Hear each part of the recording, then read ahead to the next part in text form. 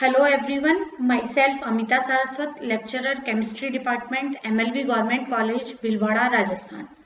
Today, my second lecture on Environmental Chemistry for SEM 3rd, Unit 3rd, Soil Chemistry.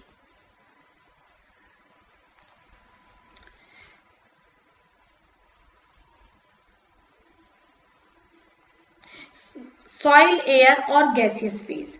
The air filled in pores constitute the gaseous phase of soil system.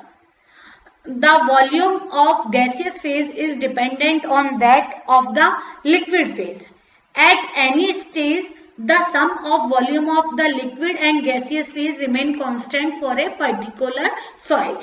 It means कि soil air और gas जो soil water है वो दोनों हमेशा equilibrium में रहते हैं और इन दोनों का जो टोटल कंपोजिशन है वो हमेशा एक फिक्स रहता है। या तो सॉइल एयर ज्यादा हो जाएगा तो आपका सॉइल वाटर कम हो जाएगा और सॉइल वाटर की अगर कंसिस्टेंसी बढ़ती है तो वहां पर सॉइल एयर कम हो जाएगा, लेकिन दोनों का जो टोटल है वो एक टाइम पर फिक्स रहता है। The nitrogen and oxygen content of soil air are almost the same as that of atmospheric air, but the concentration of moisture and carbon dioxide is much higher. मतलब जो nitrogen और oxygen, जैसे कि nitrogen हमारा 71% होता है, oxygen लगभग 27 to 28% होता है। जो सॉइल एयर का इसमें पोर्शन है वो लगभग वही होता है जो कि एटमॉस्फेरिक एयर का होता है। ये दोनों ही लगभग समान होते हैं, लेकिन जो पानी और कार्बन डाइऑक्साइड है वो सॉइल एयर में कंपैरेटिवली एटमॉस्फेरिक की तुलना में ज्यादा होता है। Very high concentration of carbon dioxide in the soil air may be toxic to plant roots. Carbon dioxide की जब कंसंट्रेशन ज्यादा हो जाएगी तो वो टॉक्सिक हो सकता है प्लांट रूट्स के लिए। The content and composition of soil air is determined by soil water relationship. Importance of soil air. It is essential for respiration of soil, microorganism and underground part of the plant.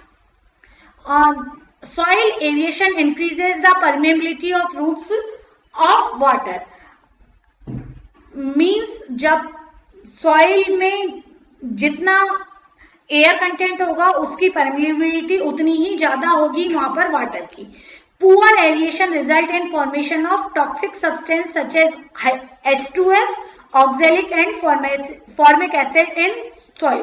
मतलब aeration वहां पर proper होना चाहिए, नहीं तो वो वहां पर टॉक्सिक सब्सटेंसेस का फॉर्मेशन होने लग जाता है।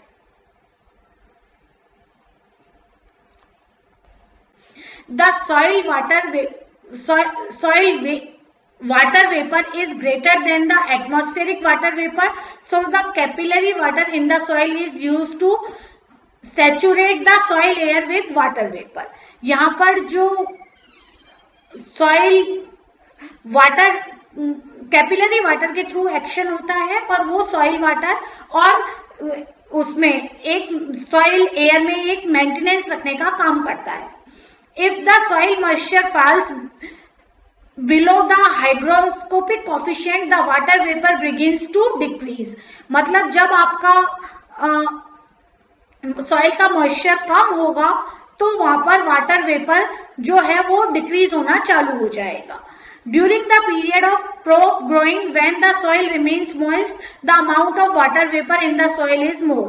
लेकिन जब भी आप प्लांट को ग्रो करने का टाइम होता है तब वहां पर सॉइल को गीला रखा जाता है और वहां पर वाटर वेपर उसमें कंपैरेटिवली ज्यादा पाई जाती है। So the three phases of soil system have definite role to play. वहां पर तीनों सिस्टम का अपना अपना रोल होता है। Solid phase provide mechanical support to the plants and nutrient to the plants. कि सॉलिड फेज जो है वो आपका उसको जो आपके प्लांट्स हैं उनको मजबूती देती है और उसके लिए न्यूट्रिएंट्स प्रोवाइड करने का काम करती है। The liquid phase supplies water and dissolve nutrients to the plant. Liquid phase का काम है कि पानी को जो प्लांट्स को ग्रो करने के लिए पानी चाहिए या जो ऐसे न्यूट्रिएंट्स जो कि पानी में डिजॉल्व हो सकते हैं वो लिक्विड फेज उन प्लांट्स तक पहुंचाने का काम करती है। The gaseous phase greatly affect the plant and root growth in addition to affecting the microorganism, plant nutrient formation and their availability. The aeration needs of plants is satisfied only the gaseous phase. तो मतलब जो plant को जिन हवा की जरूरत होती है वो केवल गैसियस फेज के थ्रू ही फुलफिल हो सकती है. Thank you.